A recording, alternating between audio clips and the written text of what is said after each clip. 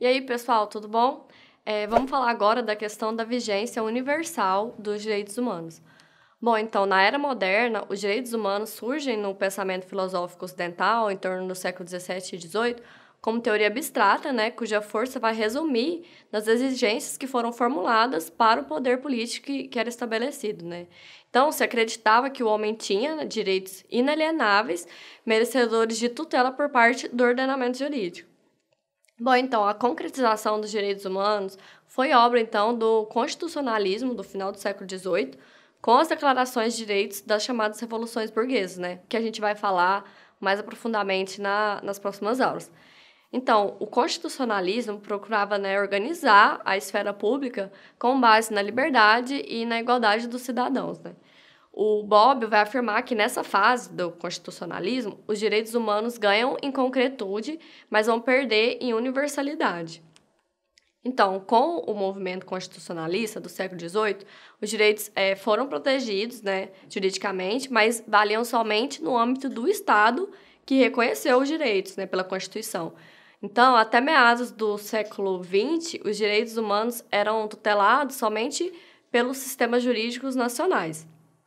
E a criação da ONU, depois no século XX, vai favorecer, então, de forma extraordinária, a criação de um sistema internacional e universal de proteção dos direitos humanos. Bom, então, o artigo 55 da Carta da ONU vai associar, né, o respeito universal dos direitos humanos e das liberdades fundamentais à criação das condições para a estabilidade e o aumento do bem-estar do ser humano. E existem, sim, algumas críticas relacionadas, né, a essa intenção de proteção dos direitos humanos no âmbito das agências internacionais, que, por exemplo, para Samuel Pinheiro Guimarães, a criação da ONU fazia parte de uma estratégia política norte-americana para manter a hegemonia política dos Estados Unidos, que foi conseguida com a Segunda Guerra Mundial. Então, os Estados Unidos procuravam criar um sistema político internacional que garantisse a igualdade soberana dos estados, mas que não tivesse força suficiente para questionar essa hegemonia americana. Então, a grande estratégia tinha como objetivo implantar, por tratado, né, e preservar uma organização política internacional de âmbito universal e de duração indefinida, só que, ao mesmo tempo, garantir o direito de veto dos Estados Unidos nas decisões dessa organização e a preponderância das decisões do governo americano sobre qualquer decisão internacional que fosse tomada.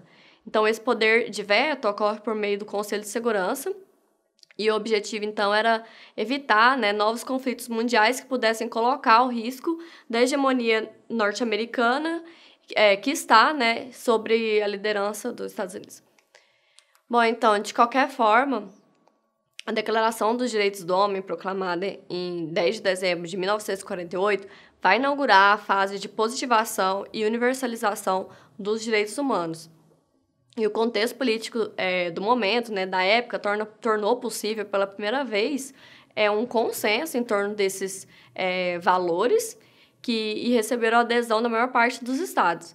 E a maioria dos governos, né, enunciou os princípios fundamentais da conduta humana e sinalizou que, a partir daí, existiria um mínimo ético que teria que receber uma concordância generalizada dos países. Bom, o destinatário da Carta da ONU era todos os homens, onde quer que eles vivam ou trabalhem, e a ONU acabou desempenhando um papel vital na criação e na promoção desses regimes internacionais de direitos humanos. E a positivação dos direitos humanos, né, vai se traduzir na instituição de normas jurídicas que vão proteger esses direitos. Então, tende então a se repetir, né, em escala universal, um fenômeno da positivação dos direitos humanos no interior dos países, com o processo de democratização ocorrido no decorrer do século XX, nos países da América Latina, por exemplo. Então, as normas jurídicas elas vão procurar conferir uma solidez e uma durabilidade a esses valores que, de outro modo, teriam, né, escassa efetividade. E o artigo 28 da Declaração Universal da ONU vai prever que todo homem tem direito a uma ordem social e internacional que os direitos e liberdades estabelecidos pela Declaração possam realmente ser plenamente realizados, né? Essa afirmação do artigo 28 vai realçar o significado da institucionalização dos direitos humanos, né, que vai ser vigente universalmente, ou seja, vai atingir de forma indiscriminada o âmbito doméstico e também as relações internacionais. Então, a partir daí, vai se definir que a ordem interna e a ordem internacional devem, né, se assentar nos valores que compõem esse núcleo axiológico fundamental dos direitos humanos. Então, a concretização desses valores é fonte, né, da legitimidade da ordem jurídica e seria, então, um direito humano o direito de ter uma ordem, né, específica que proteja e tutele esses direitos.